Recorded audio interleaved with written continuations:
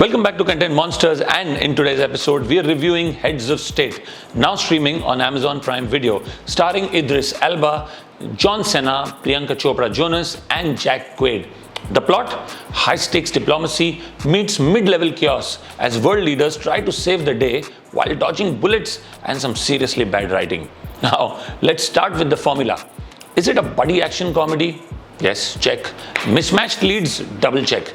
Idris Elba and Cena?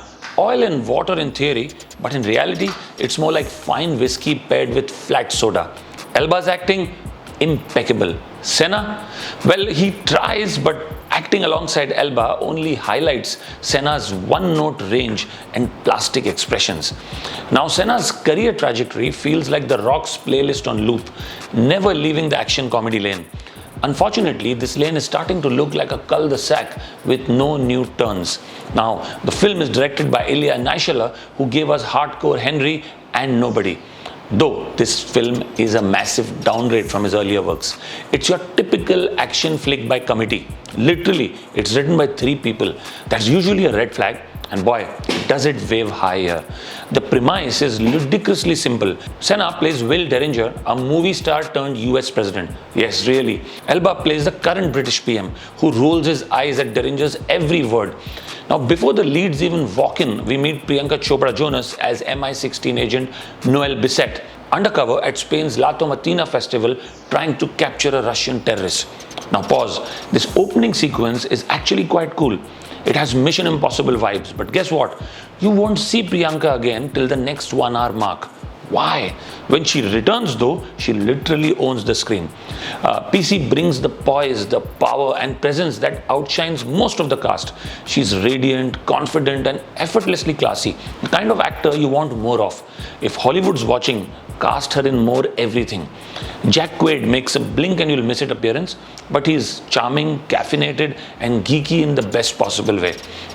Think Millennium Gene Hackman meets TikTok encryption expert. Sadly, he's there for barely 10 to 15 minutes in the entire film. The villains though, pretty meh. Paddy Considine as the Russian baddie is more cold soup than Cold War. Carla Gugino as the US Vice President is criminally underused. Blame the PG-13 rating that neuters all the drama.